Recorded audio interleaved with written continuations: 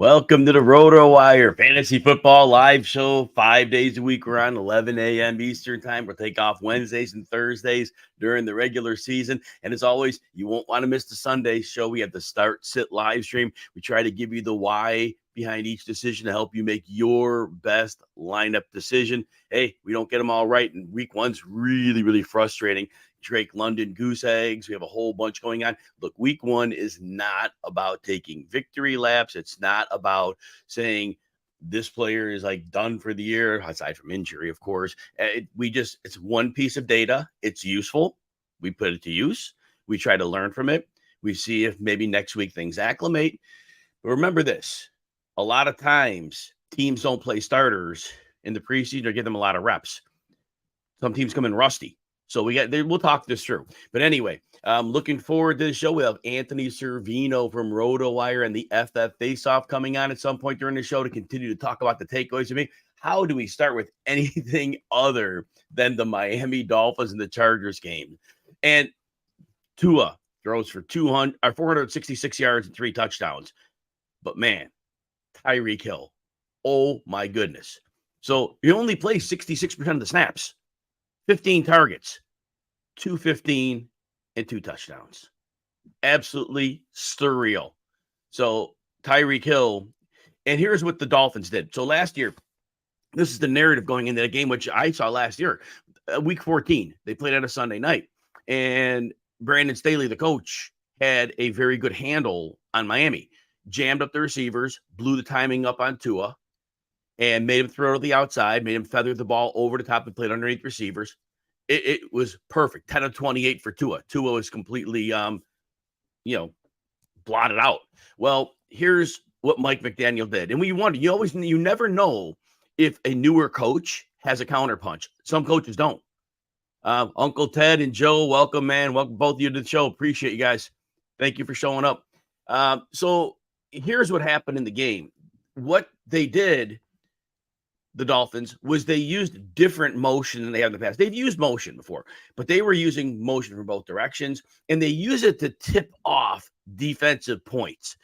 The defense can't make the same post-snap adjustments if they're not sure what the motion is leading to. Like we have Matt Canada running motion in Pittsburgh. The motion doesn't lead to anything. That's a big problem. But in Mike McDaniel's offense, the motion leads answers to the test, and the Dolphins had the answers. Now, this game was a complete shootout. The game wasn't over until the very end when the Dolphins really came up big on the final drive and were able to force a grounding and get a sack on Justin Herbert. 36-34 we have in that game. But look, when that Dolphins offense is humming, and we saw it last year, good luck, because the speed is unbelievable. They didn't get much of a running game going. We thought they would. The Chargers actually looked better against the run than they did last year. Don't know why. May have just been happenstance. But Tyreek Hill is what he was when things were going well. He says he can get 2,000 yards. I'm not going to argue with the man. I don't know if he will. It's rarely been done. I think Calvin Johnson may have done it. Maybe. I don't know if he actually hit that or got close to it. But, I'm not going to argue with Tyreek Hill for sure. But very, very excited to see the start for Tyreek Hill. Now, Jalen Waddle. Now, I missed a prop on him, and hey, big plays are part of his game, right? And that happens. In the beginning of the game, there was a real nice play, and he had a long gain. Otherwise, Waddle had 5 targets, and that's the thing. So the process was a number of things, but when we look at this, Tyreek Hill, 15-6 on the targets.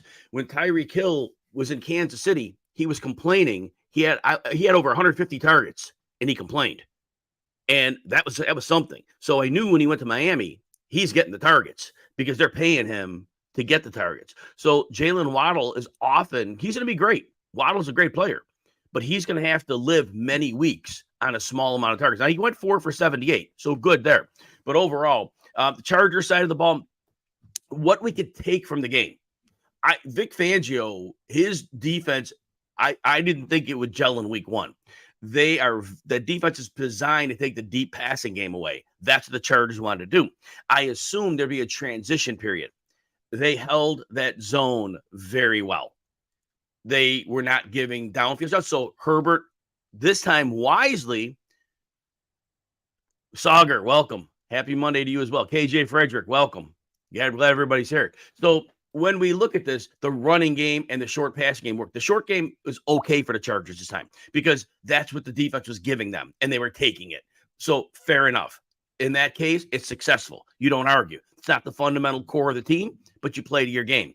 The running game. This is the first time that running game has been relevant in a while. Both Joshua Kelly and, of course, the legendary Austin Eckler, they both had it going on. They both got going very, very well. So now we take away from this game. All right, maybe they can run a bit this year. They haven't thrown downfield because of the matchup.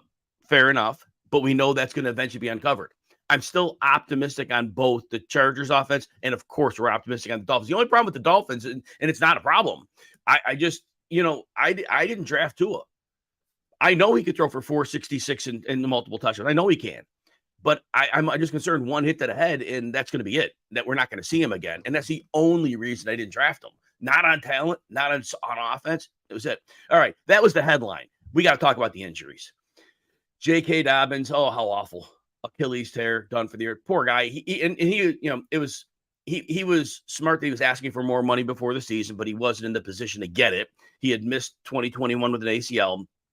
Last year, he missed a number of games while recovering from that. He just had no leverage. And then he doesn't even play barely half a game and done for the year. And now the problem is what happens to him later. And we're worried about that because running backs don't all come back quickly. James Smith, welcome. Glad you're here. Excellent.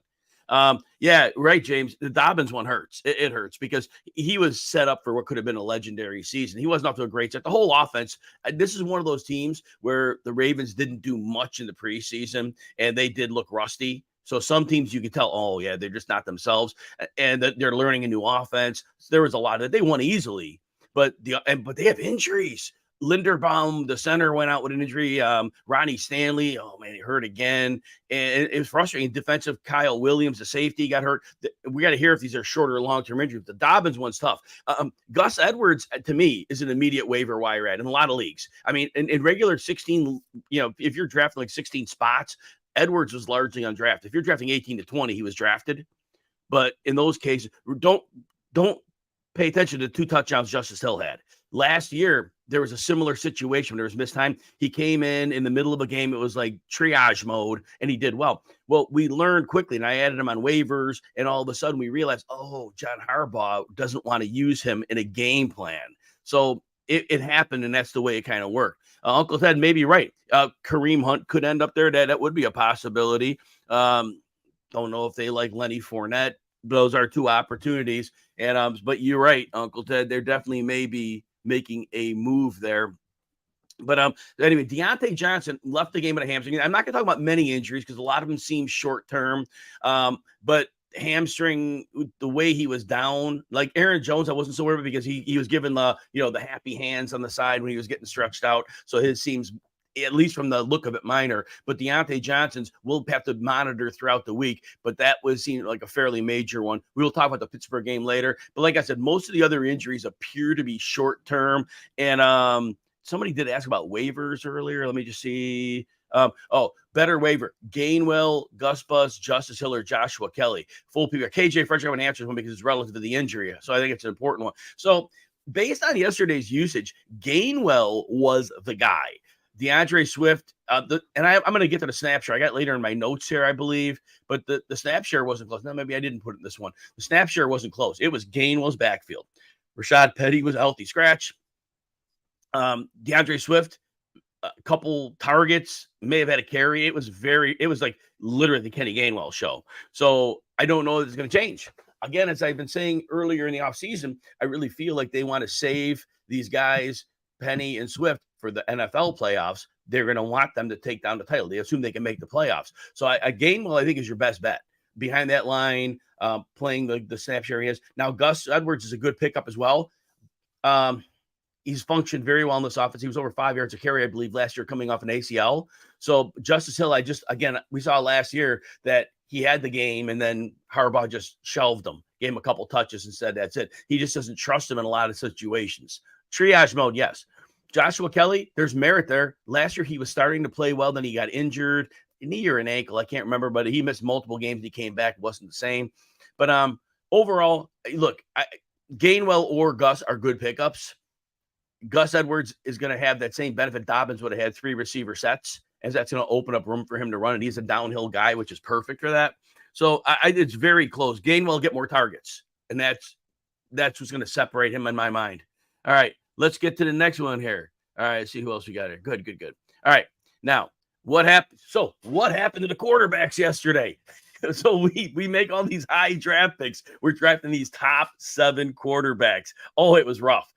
Joe Burrow, 82 yards, no touchdowns. Jalen Hurts, 170 and 1 touchdown, rushes for 37. Not a good game. Lamar, 169 yards, no touchdowns. It was rough. Again, could be rust for some of these guys. Burrow coming back from the calf. Weather was nasty. Hurts, Bill Belichick had 2 weeks of game plan. Lamar, new offense, maybe rust. Justin Fields, oh my gosh. Now, the Packers are talented. Joe Barry's a bad defensive coach, but they're talented. And it was not a good matchup. And it was not good. 216 yards and a touchdown. He rushed for 59. So, I mean, at the end of the day, Fields was not a good fantasy play, but the 59 rushing yards certainly made him okay. It wasn't like you're like, oh, my day is over. So there was that. Justin Herbert, 228 yards and 1 touchdown. Fortunately, he runs one in a game where 70 points are scored. He didn't come up big. But again, Fangio had the defense ahead of where I thought they would be. Interested with that. Trevor Lawrence, in the matchup where Indy really didn't have corners. The 2 from last year, Stephon Gilmore and Isaiah Rodgers, both gone. And now Trevor comes in, 241, 2 touchdowns. It's okay. It's an okay game. I'm not going to argue with it, but it certainly wasn't what we were hoping. That was a road game and divisional game. So there's that. We'll definitely understand and look at that. And Geno Smith, oh my God. So we were worried because the last 3 games, he was 215 or fewer on the yards. He had some great games earlier in the season, and then it was like not really those ceiling games. Plays the Rams on the road, what we thought was an optimal matchup, 112 yards and a touchdown. And they were trailing. They were in the second half. They had to score, and Geno Smith couldn't get it done. Now, both of their tackles got dinged up, but regardless, the Rams, aside from Aaron Donald, they really don't have much. And with the talent the Seahawks have, to me, I don't know if they look past them. And sometimes that's the thing. Sometimes we look past teams, we look past on game day, and we don't show up mentally for those games. And sometimes that happens. All right, if you're enjoying the show, please consider hitting the like and subscribe button if you're on RotoWire YouTube. Now, the last thing here is quarterbacks who did well. So I mentioned all these. It was literally the top 6 or so quarterbacks. Josh Allen plays tonight. They all didn't perform to expectation. The quarterbacks who hit 300 yards, of course, Tua with his 466. Stafford, Mac Jones, and Derek Carr. There we have it. That was crazy. Speaking of, and so I'm going to mention those players. So I'm going to come back to that. And let's see here. And see if there's any comments I need to get to. So Alex, you're up by 12. Your opponent has Garrett Wilson left to play in PPR. You probably got a 35% chance, maybe. You're hoping for that, but hopefully you pull that out. All right. And Sauger, I'll talk about Nacua and Atwell when we get there. I will talk about that game, so I will get to that. All right. Bengals Browns was the next takeaway. Weather was awful. Rain was coming down very heavy in the first half, and then there was a little respite in the third quarter, and it started coming down again. Some people on one show I heard, listen, we're calling it mist. No, it wasn't mist. It was significant rain. But Burrow coming back from the calf, from the outset. Jim Schwartz, the defensive coordinator, he had that pass rush humming. Sometimes he'd back Myles Garrett up in the coverage. He would send different players from different areas of that wide 9 base. Okoronkwo was making a difference. Zadarius Smith, and of course, Myles Garrett had a big sack late in the game. But it was great. And their corners were playing a lot of man, but they were switching up coverages post-snap. And that was kind of cool because they were keeping Burrow off guard a little bit. Teams don't blitz Burrow, but I want to say I heard on the Athletic show this morning that normally the blitz rate is under like 15% against Burrow. The Browns blitzed like 35% of the time. But they were getting home, and the coverage was tight, and they just had their number. And so big. Now the Browns, I was optimistic about their offense. The beginning of the game, Watson didn't look good. As the game went on, he started to get into a groove. He settled out. Another the weather was really bad, so we're going to give him that too. Some of the throws that were going into the ground, wet football, but he improved as the game went on, and you could tell there was a big difference. His confidence started going up, and I think in the back of his mind there had to be last year, even though he talked about camp, he's seeing it better, but beginning of the game it was like, ugh. But he still runs. And that's the thing. Even last year, he ran. And so designed run for a touchdown. He runs for over 40 yards, gets enough done through there. They didn't have to throw. It was a bad weather game, and they were winning big. So no problem there. So that was kind of how that worked out. Falcons. So Falcons now look on their offense. They win 24-10. I was telling people in the preseason, Allgeier will have flex value most weeks. I was drafting him like regular in the 11th round, 10th round. Just you need running backs, right? I couldn't have foreseen this. Bijan plays 63% of the snaps. Allgeier plays 56% of the snaps. A total of Robinson's carries and targets, 16. Allgeier had 18. That was crazy. Allgeier beats him in yardage. X scores 2 touchdowns. It's a great 1-2 punch. And Bijan catches all 6 passes for 27 yards only. Allgeier caught his 3 for 19. So they both are outstanding. They both are in an offense that's going to run. And who is the loser? Well, Drake London. 1 target, no catches. Plays 90% of the snaps, nothing. Kyle Pitts. Fortunately, Desmond Ridder just threw one up in the 4th quarter. And the thing here is, what happens? He comes down with it. And he saves his fantasy day. 2 for 44. It's not a great day. But Kyle Pitts only gets 3 targets, and he only plays 62% of the snaps. So, look, last year, the Falcons had a lot of bad game script, and they still ran. This year, there are going to be more games when they're leading, and they're going to run. They don't trust their quarterback. It's very apparent. They do not want to put the game on Desmond Ridder's shoulders. And they didn't address the position seriously in the offseason. Anthony Cervino's in the house. Anthony from RotoWire and the FF Faceoff. You're following at the real NFL guru. Anthony, what's going on? I'm doing great. Little blurry, but I'm working on that right now. Oh, there you go. While you're working on it, I'm talking about the Falcons offense. I was pointing out to everybody that Allgeier played 56% of snaps, 63 for Bijan. Allgeier had more touches. I did think he'd be the closer, and to a degree he kind of is, but they both were involved as receivers, both involved as runners. And like I was bringing up, who lost? Drake London, 90% of snaps, 1 target, no catches. Kyle Pitts had that bailout bomb that he caught, 2 for 44, 3 targets. What's going on with this offense, Anthony? I think I might have mentioned it either on the SXM show or one of these shows with you that I was very much out on both Kyle Pitts and Drake London. I was worried about overall usage in this offense.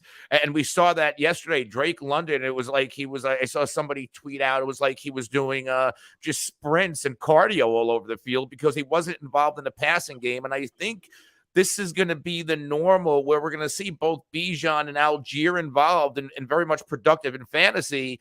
And maybe it'll be Pitts one week and it'll be London another week. And another week it could be Cordarrelle Patterson, who didn't even, I think he was inactive yesterday. Yes. They have a lot of mouths to feed in terms of pass catcher. And this is a very low volume passing offense. And again, it was the Panthers, pretty good defense, but we know Arthur Smith from what he showed us last year. They could be down 2 possessions, and he's still going to run a football. Run. And this year, their defense is going to get better, too. They brought in a lot of personnel. They're not going to be great, but they're not going to probably be the bottom feeders they were. And that's Arthur Smith's going to be like, run. It's not going to be fun. There may be weeks. But yeah, right now I'm not optimistic. I was called out for being the low guy in the RotoWire crew for being on Drake London. I was the low guy. I had him ranked as well as I could, but I couldn't push him as high as I wanted to. I know his talent, but it's not about talent, So, and I have 1 share of Pitts. He just fell ridiculously far in the draft. It's fine. It wasn't an important league, so I kind of good with that. We moved to Seattle. So I went back and forth on the Seattle backfield. When the day they drafted Charbonnet, I thought to myself, okay, if Walker gets hurt, they only had DJ Dallas. So they need depth because Pete Carroll wants to run the ball. And then when I got later into the preseason and in the offseason, I'm thinking to myself, well, wait a minute. Ken Walker was a very boom bust runner, a lot of zeros, ones, twos. Then he get a 15. He doesn't move the chains. He puts numbers up, but he doesn't move the chains. Charbonnet, I'm thinking, wait a minute, maybe Carroll realizes this is a perfect compliment. You use Charbonnet on early downs to move the chains, and you use Walker as a changeup. Well, that didn't happen. Walker plays 63% of the snaps. His numbers, again, they were good, 12 for 64, but it was the same thing. They couldn't move the chains, and it hamstrung Seattle because they couldn't compete with the Rams. Charbonnet plays 24% of the snaps, which DJ Dallas was right behind him at 22. Charbonnet, 3 carries, 11 yards. DJ Dallas, 2 catches for 14 and a catch. 2 for 4 and a catch for 14. So realistically, DJ Dallas and Zach Charbonnet had equal roles. Is this going to change? I mean, in theory, it should because of the talent and how and where they drafted Zach Charbonnet. But I think there was a report going into week 1 that Charbonnet was listed as a number 3 player on the running back depth chart. And, you got to read into that what you will.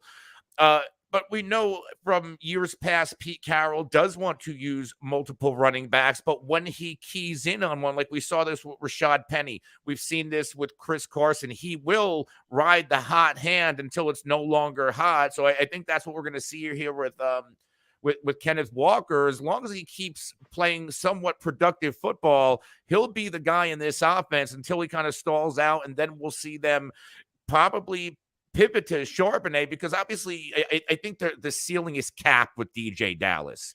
If there's going to be a primary switch up at the running back position, it should be Zach Charbonnet.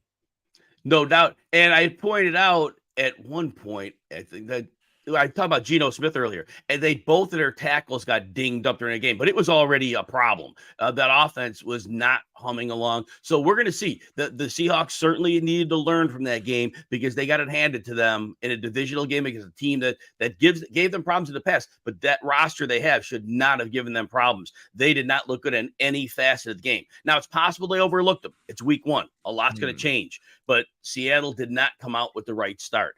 Now, we earlier, Anthony, for the show, the big point of the day, we talked about Tua and Tyreek Hill and the big offensive day by the Dolphins. And what I noticed was Mike McDaniel's counterpunch to what the Chargers did last year by pressing up the receivers and fronting them was they changed up the motion. Instead of just doing like the occasional like one man across, they were using dual motion, but it was all to set up the defense and to see what they were going to do to keep them on their heels. And so it really helped to get his receivers freed up. Were there any takeaways from the offense of the Dolphins that you came away with? No, nothing that really surprised me because we saw this last year with Mike McDaniels. Like I get that he was with Kyle Shanahan, and Shanahan's like the mentor. But Mike McDaniel, we saw it last year with Tua, and really almost the same offense, that he can not only move the football, he can score points when Tua is healthy. So the fact that Tua popped the way he did and Tyreek Hill popped the way he did, this is not a surprise. The Miami Dolphins are going to be a very, very dangerous football team. And they could be a potential league winner in fantasy. Like when you talk about, these FFPC or NFC tournaments that we play in, a lot of the times to win these leagues, you need to hit on a value player. And if you if you grab like Tyreek Hill with the 3rd or 5th pick and you load up your roster, you're not taking one of those elite quarterbacks and boom, there's Tua. Well, if this guy stays healthy, he's going to finish as a top 5 quarterback. That's a tournament winning stack. 100%. And Anthony, I told people the only reason I didn't draft Tua is I'm just worried one hit that head and he's done. That's my concern. Otherwise, right? Same here. There's no other reason. Buy. But it's not it's not a knee. It's not a hamstring. It's a head. And so I hope he doesn't get hit. But it may only take one hit. And that was the only reason I didn't invest him. Beautiful player, beautiful situation. And it was just on full display. Anthony, I would tell people that you can get a free RotoWire trial, no credit card needed. Just go to rotowire.com/Jim. And I'll get you set up for a couple of days of free access behind the paywall. Check us out, see what we're all about. Anthony, I have other teams in the agenda, but I want you to talk some Dallas Cowboys. What were your takeaways from the opening night against the Giants? I mean, it's hard to have any takeaways with that game. The first series it looked like the Giants were moving the football well. They get into Dallas territory, and then the wheels come off.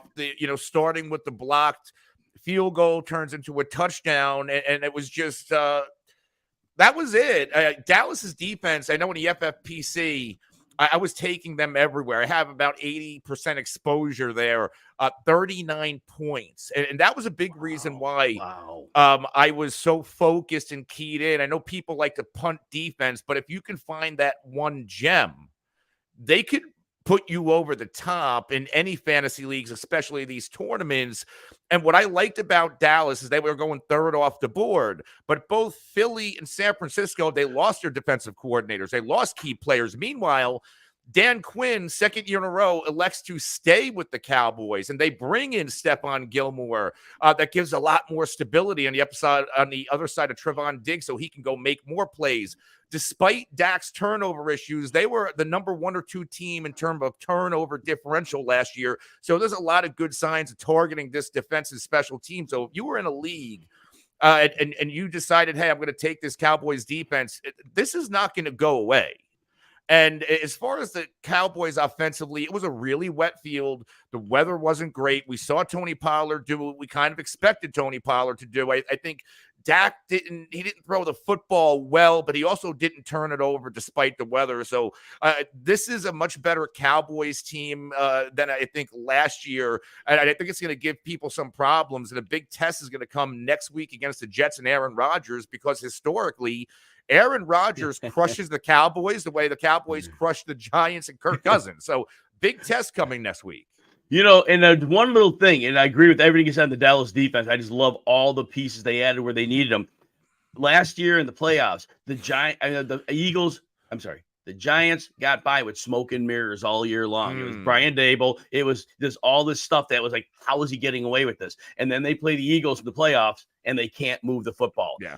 At some point, Nate Tice always says, you got to win with Jimmys and Joes. You can't always win with X's and O's. And the same team, basically, they had Darren Waller, fine, but Dallas was not going to be beat with smoke and mirrors. And they saw Dable twice last year. So Dable already unloaded the cannon. So, yes, Dallas is the best defense out there, and they may keep doing that. But understand that the Giants were a very compromised and weak opponent, in my opinion. But hopefully wheels up. But you did make a great pick on them, and that is a league-winning defense, Anthony. As compromised, I mean, it's still the NFL. It is. To kind of, they did this to Minnesota last year, if you remember. They threw up a 40 spot in that Minnesota, in the end of the season game last year, and Justin Jefferson couldn't do anything. And that was a high octane Minnesota team coming off of that. Right. I think that Colts come back and all that momentum, and Dallas just dismantled them. So yeah, the Giants are still an NFL football team. You are not supposed to look that bad. Correct. All right. The Saints came in with a really smart game plan. I said this all along. Bet the under on Jamal Williams rushing. He carved out some late yards. He almost got there, but he missed by like 7 yards, so we were fine. But you don't run the ball on the Titans, because the Titans are not, but you can pass on them. And the game plan is, if you've got the ability, you throw it.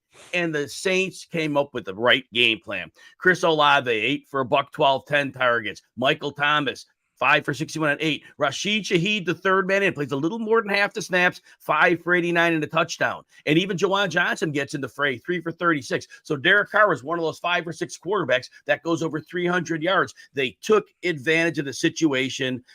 They were certainly happy that Ryan Tannehill had eyes for throwing the ball away to the defensive team, 3 picks. But what did you think about the Saints? I expected more. The Saints were at home. They won an ugly football game. I think a lot of other football teams, with the way Ryan Tannehill was throwing that football, he was throwing that game away. If this was later in the season, you can make the case Ryan Tannehill is benched. The Saints won the game, and and at the end of the day, that's what matters. But I don't think they're as good as that win, if that makes sense. Totally makes sense. Now, the Titans on the other side of the ball, I get it. You bring in DeAndre Hopkins, but basically they threw to him, way too much. 2 of the interceptions were because Tannehill was forcing the ball to him. Tannehill now sometimes they got Hopkins on the inside, and that was fine. Tannehill's not been a good perimeter thrower, but they're having him throw this ball into coverage. That's not going to win. I said all along, Treylon Burks is the guy, you play him in the slot, play action, throw the slants. That's his game. Chiggy Okonkwo and Treylon Burks had fewer targets than Nick Westbrook-Akine in that game. I don't understand what they're thinking. I don't know if they'll fix it, but they force-fed Hopkins to the detriment of the team. Anthony, anything on there? Yeah, 7 of 13 for 65 yards. And they do have weapons. You just brought up Chig and Burks. Derrick Henry was running the ball pretty well. It seems like they abandoned the run. They shouldn't. I feel like when the game is that close, because I don't know if it was more than one possession for a lot of that game. Like, you keep pounding it with Derrick Henry. I know the offensive line took a little bit of a step back, but I did not like the game plan offensively for the Tennessee Titans. You are correct. The offensive line was poor, but New Orleans had a lot of transition on defense. They always had rotational players who split snaps. Well, they got rid of a lot of their core. Yeah. All these guys who were rotational players are playing full time. So, Anthony, you point out, if you stick with the run, these are guys in their career who are rotational players. They're going to wear out in the fourth quarter because that is not a workload any of them have been used to. And the game was close the whole way through. And yet they didn't go to their stud running back in a game that was winnable. I love that call. Let's go Rams, then Steelers. We have a few people. I know Joanna, let me see here. I think put up a nice comment about loving Tutu Atwell as a prospect. At that point, and we had other people mention. We had a Kyren Williams point out. So let's talk about the Rams for a minute. Very, very weird game for us, right? We talked about the Seahawks earlier, but the Rams came in and they somehow lay it to them. But Cam Akers ends up starting out slow, plays 35% of the snaps. Kyren Williams plays 65% of the snaps. Now, Akers had a bunch of garbage time carries, 22 for 29. Now, he gets a late garbage time touchdown. So for his fantasy investors, he cashes with 8.9.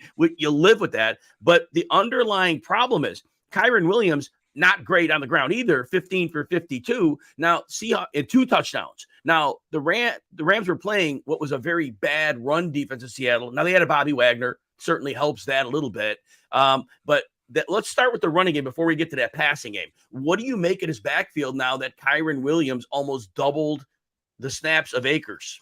You know, Kyren was there last year, and towards the end of the season when Akers went on this terrific run, these other running backs were non-existent. Now in week 1, they come out and there were reports, Kyren Williams is going to have a third down role. He had more than a third down role when he almost doubles Cam Akers in snaps. Now Akers, for what it's worth, 26 snaps, 22 carries. When he's on the field, he's usually going to touch the football, but that could also tip the hand to the enemy defense. Kyren Williams, I don't know what to make of these running backs. I still think Cam Akers will be the guy. I know Kyren Williams did score the 2 touchdowns, but this week 1, I kind of want to throw this in here. It's week 1. We probably shouldn't overreact to a lot of things. Right. I still think teams are starting to figure or trying to figure things out. Look with Cincinnati and the egg they laid, and the New York Giants. There was a lot of fantasy players overall with 0 to 5 points that we would never expect. How much, I'll throw this question out there. How much is the missing preseason game and the fact that a lot of coaches don't play their starters, how much is it spilling over into the first 2 weeks of the season? That's my question. Yeah, and I did touch on the beginning of the show, but I'm glad you bring it up because some people came in a little later. But you're right. The Ravens, to me, it was rust. They didn't get their starters a lot of work. And it's a new offense. And, of course, we lose Dobbins to injury. But they looked rusty. So there's a lot of teams, like you said, Anthony, it's going to take a couple weeks for them to acclimate and be ready to play some football. So there's that to be said. And there were teams that were clearly prepared.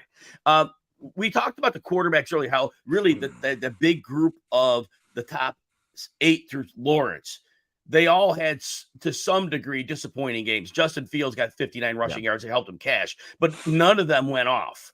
Watson, who was the 9th, he actually had for what it was a decent game for him. Yeah. He went over 20 fantasy points, which is very happy for those investors. But tight end also this week. Obviously, Kelsey was out. Andrews was out. Waller with the hamstring and the blowout did very little. Kittle, obviously, we knew he was a little bit limited. He didn't do very much. Pitts had that long catch again, the 44 yards. Dallas Goedert got blanked. It was a whitewash for the tight ends and the high-end quarterbacks. Any words on the tight ends? No, on the tight ends, I put out a tweet earlier when I noticed top target leader, Zach Ertz 10, who wasn't even supposed to play in week 1. Right. Hawkinson 9, and then Logan Thomas 8, who was also up in the air for week 1, and then Hayden Hurst, Durham Smythe. Like, I don't remember a game last year that Gesicki had 7 targets. Durham Smythe, 7 for Miami, Cole Kmet 7, Ferguson 7, and then Granson, Kittle, and Hunter Henry with 6. This is why I punt tight end. Right. If I don't get Kelsey. Exactly. Now, back to the Rams, the receiving game. Now, again, I want a full disclosure. The Seahawks looked like they were sleepwalking on offense, on defense. They, in my mind, they did not show up for the game, and the Rams showed up. And sometimes we see an opponent that we think has no chance. Cooper Kupp's out. The defense, who besides Aaron Donald, and I just don't think they showed up. But now that said, Tutu Atwell, who I predicted Atwell would be the player you play because Van Jefferson, Tyreek Woolen, that was never going to end well. So let's start with Atwell, 8 targets, 6 for $119, 79% of the snaps. Can he continue to be productive in the gadgety role that they'll utilize him in? I think so. We saw Tutu Atwell last year, especially against Seattle. He did score a touchdown in that January 8th matchup they played.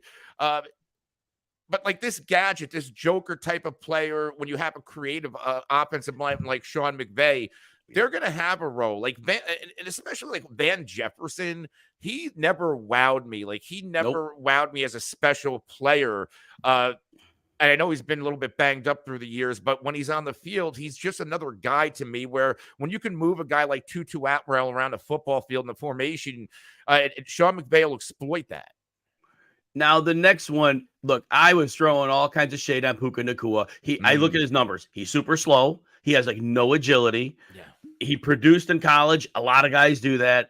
And so that doesn't always do much for me. The testing was awful.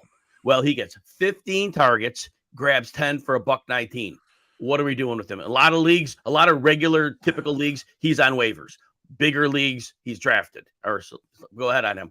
I think you're going to pick up Puka Nacua because of the unknowns with Cooper Kupp. Yeah, Cooper Kupp could be cleared by week 5, but what if he comes back and there's a re-injury? We know these hamstring injuries could linger. But one of Nacua or Atwell is going to play themselves into a role even when Cooper Kupp comes back. One thing on the Rams here, and I'll pull the Titans in because this is something I was very adamant with through the offseason.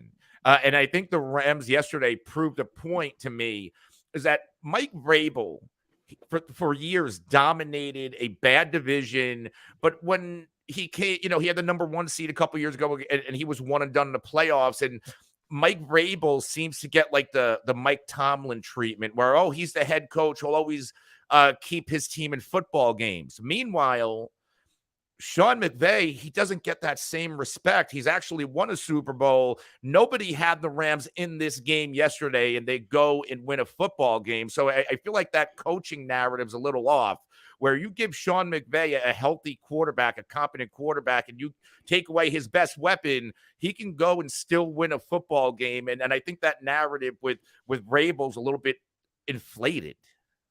That's a fair point. I totally like that. But you're right about McVay. McVay, as long as he's got a quarterback, he is an offensive genius type. And we can't lose sight of that. You don't always need a lot of weapons because you can use motion, you can use a lot of trickeration, and he definitely is able to do that. Anthony, any other takeaways that you would like to talk about before we sign off? Just on the Rams here for a second, nothing going back to tight end targets. Where the hell was Tyler Higbee? Now, I had Tyler Higbee high in my rankings, and I was a little bit worried when I rolled him out and locked him for the Fantasy Pros ECR because historically, Tyler Higbee has struggled against Seattle, and it happened once again. So that was another one. That was another letdown. Can I add? So I wonder in this game, and again, I've thrown shade on Puka Nacua. I'm not looking to save my hide on this one. But when Seattle comes into this game, what are they thinking? All right, if we slow down Cam Akers and we take away Tyler Higbee, what the hell are they going to do to us? Right? I mean, they're probably saying, who is Puka Nacua? Honestly, who is he? They know he's slow. So they probably aren't even guarding him, right? Tutu Atwell, they know he's a threat, but they don't have any speed-wise to keep up with him. Is it possible that McVay just blindsided him and now the league is going to see, oh, okay, they're going to use Nacua. Now we'll put somebody on him. We'll defend him.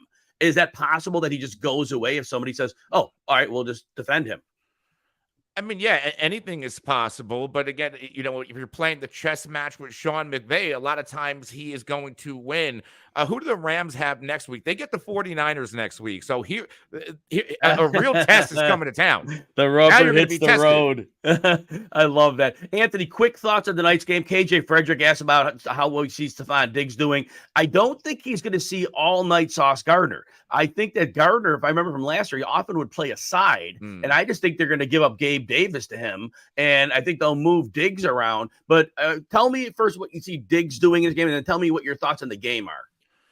Historically, I'm trying to pull up how Diggs usually fares against the Jets because they actually play each other a lot. Like Stephon Diggs last year, 14-3, 6.7. Going back to 2021, he popped for 30 and 23.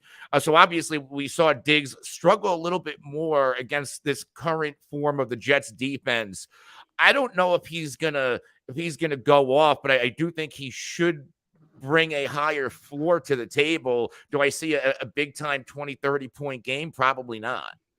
So as we break this, if you had a couple minutes to break this game down, because people are going to bet on this game, the line on the game is right now Bills -2. It's on the road at New York. How do you see New York having success or lack thereof offensively? This is going to be a different Jets team than last year. And, we have to remember this is Aaron Rodgers. And I don't think Aaron Rodgers the same guy as he was maybe the last year or so in Green Bay. I don't know if he was mentally in that. And from what we know about Aaron Rodgers, from what he puts out there about himself in the media with the ayahuasca and going into the dark hiding or whatever it is, he's a very mental guy. He's very much invested into this team, into his teammates, into New York. And to go on Monday Night Football, nationally televised game to end week one, I think the Jets are going to come out firing. So how I'm going to bet this game, I think the Jets could come out and shock the world, and I think it would shock the world and win this one outright. So I would take the Jets on the money line tonight. Now, the Jets with the ball. So right now, we kind of understand, and a lot of us thought all summer, that Garrett Wilson is going to be, he's not Devontae Adams. Let's get that out of the way. But he's going to be like Aaron Rodgers' current version of Devontae Adams. He's the guy he's going to go to in all different situations and all different type of routes. Could be smoke screens. It could be slants. It could be some downfield shots. He's going to utilize the heck out of him. He's going to get, obviously, attention over the top. Because the other targets, I don't think scare anybody. Allen Lazard's a great blocker, a good situational receiver. Randall Cobb is probably 55 years old. Probably will retire and go to Social Security. Love Randall Cobb, great player for a long time. But Mecole Hardman's a bit player. The running game, we're not sure what we're getting out of Breece Hall and Dalvin Cook. I think Cook is kind of washed. But all these things considered, I am worried the Bills have enough on defense to give them some fits. How are the Jets going to be most successful moving the ball? What are we going to get out of these running backs? Because the narrative, well, Breece is coming off the injury. So is Dalvin Cook. Like Dalvin Cook was dealing with the shoulder all off season, and he just recently returned to practice. I actually think Breece Hall was practicing before Dalvin Cook. And yeah, the reports are saying, well, it's going to be a heavy workload for Cook. I think we're going to see a little bit more Breece Hall tonight than people think. And he, outside of Garrett Wilson, is going to be the biggest playmaker on the football field. So a guy like Dalvin Cook could be the grinder and dominate the workload. And, maybe we see Hackett scheme the ball into Dalvin Cook's hands so he can do what he does best, get the ball in open space and hit a home run. All right, they're going to have to crush Buffalo with the big play. So that leads Sauger has a question about Rodgers, 232 passing yards. I know a lot of that, a lot of his yards go to Garrett Wilson, probably get at least 80, 85 to him, I would imagine. I don't know how many other guys are going to. I don't think he hits 232 in this game. What do you think? Yeah, this is where's the line set? 230. I don't know where it's at. I could click on to see what DraftKings has, but Sauger's pointing out 232 is a number to hit. I'll check on DraftKings real quick. And 233. Yeah, so it's the same thing on DraftKings. It's 233 and a half yards minus 125. They're juicing it to the over, and going under, it's minus 105. I would probably slightly take the over. Like I can see Rodgers getting to that 240 mark tonight. Because again, we could either see this game have a lot of fireworks or it could be a slower pace. But Aaron Rodgers is going to have to throw the football a little bit. And what I like here, 2 games last year with subpar quarterback play. Garrett Wilson put up 19 PPR points, 8 of 9 targets, 92 yards, and then 6 of 7 targets, 78 yards. The bet to make is on Garrett Wilson's receptions and receiving yards. FanDuel has his yards at 69.5. He had 78 over. And 92 last year. His receptions are at 5.5. He had 6 and 8. So I would take both of those spots. Yeah, I'm with you on the Garrett Wilson over. That I feel way more confident in that than I feel going on Rodgers numbers. Same here. Now, Bills side of the ball real quick before we get you out of here. What do you expect from the Bills offensively in this one? Jets are a great defense, but these great offenses, sometimes it doesn't matter how good your defense is. Yeah, when you have a guy like Josh Allen as your quarterback, he can do a little bit of everything. He's going to beat you with his legs. He's going to have to be the biggest factor here. Can the Jets and Salah's defense bring that pressure to Josh Allen? Now, Allen last year, and really for the duration of his career, Josh Allen kicks the Jets' ass, right? They played each other roughly 9 times, and he's averaging 24 fantasy points per game, depending on your league format. And in his past 4, I'm seeing 22, 30, 26, 21, 35.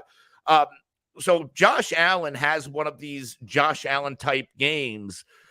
That's how the Buffalo Bills are going to have to win because, and here's a nice number to bet. The Josh Allen anytime touchdown in his past 2 games against the Jets, both last year, he scored 3. Now, throwing wise, Josh Allen didn't really get it done. So he's beating the Jets on the ground. So the Jets defense needs to find a way to minimize what Josh Allen does with his legs if they're going to win this football game. So the over and under on the passing yardage for Josh Allen is 250.5. It's like whenever I bet the under on him, he goes for 400 yards. Yeah. But this is a hard matchup. Now, the pass rush, we don't really know what we're getting from the Jets yet. They have emerging players, Jermaine Johnson, the 15th pick of this year's draft. I don't know why his name avoids me, but they invested at 115 on that. I think the pass rush isn't going to be there yet. The Bills did invest a bit in their offensive line, so I could see them doing. I'm going to lay off the passing yards, but 36.5 rush yards. What do you think on Josh Allen for that? The rush yards, 36.5. He's gone over that total in 5 out of the past 6 games that he's played against the New York Jets. And he's gone over he's going under his passing total in each of the past 3. Yeah, I would lean under on the passing yards, although I would. Will McDonald, thank you, KJ Frederick. Yeah, I totally bonked on that one. And but I do like the over. I prefer the 36.5. So you're with me on that as well? Yes, I am. All right, last thing before we're out. Pick the game in terms of the point spread. The Bills are 2-point favorites at the Jets. Who do you like? Like I said, I'm going to take the Jets to win outright and cover the 2. Yes, and oh man, I don't even know where I sit in this one. I laid off to go. I did not bet this game. So the full disclosure, I did not bet this game. The Jets at home. They do have that big stage going on for Aaron Rodgers. I do think he probably has that one big one. He is motivated. He wasn't last year. I'm going to go to Anthony. I'm going to roll with the Jets here. All right, everybody. Anthony will be back every Monday during the season. You won't want to miss the show. Tomorrow, join us at 11 a.m. Eastern. We'll have Brandon Kravitz on. We'll go over some week 2 trends. We'll go over some waiver wire pickups. For Anthony Cervino, I'm Jim Coventry. Have a great day, everyone.